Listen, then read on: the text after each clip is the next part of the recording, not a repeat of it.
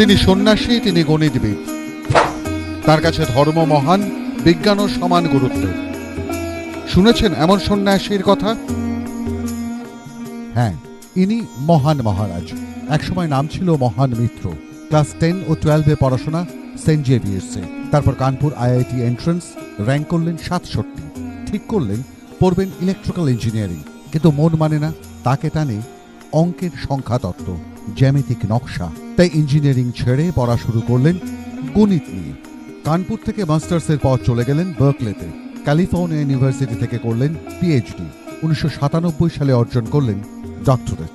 কিছুদিনের মধ্যেই যোগ দিলেন ইনস্টিটিউট অফ ম্যাথামেটিক্যাল সায়েন্সে। কিন্তু গণিতের রূপসাগরে ডুব দিয়ে তিনি তখন আরেক অনন্তের সন্ধান পেয়েছেন।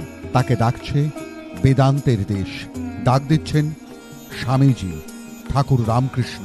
অনন্ত থেকে যেন কেউ বার্তা দিচ্ছেন, ডুব ডুব ডুব রূপসাগরে আমার মন। তাই গণিতের সঙ্গেই তিনি রূপ দিচ্ছেন আত্মিক সন্ধানে।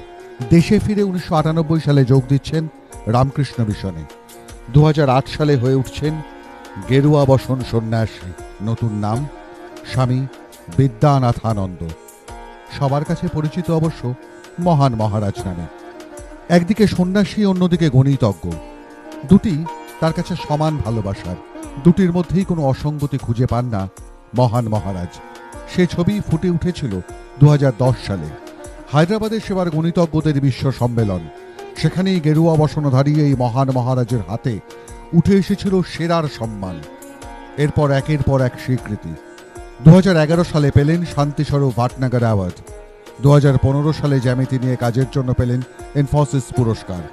এই ইনফোসিসকেই এক সাক্ষাৎকারে তিনি বোঝান ইনটিউশন বা অন্তর্দৃষ্টির কথা। পুরোটাই অঙ্ক নিয়ে, কিন্তু বোঝা যায় তার নিজস্ব অন্তর্দৃষ্টি। I mean, you have seen many things before you sort of get on with proving something. But this instinct that there is this kind of a structure underlying is what we call insight or intuition. That's probably, I would say, the most powerful thing in the doing of mathematics. Without that, I don't think a person can be a practicing mathematician, really. It's not a formal reasoning process. The formal reasoning sort of comes afterwards. The intuition is sort of tells you, okay, this is the direction I ought to look in.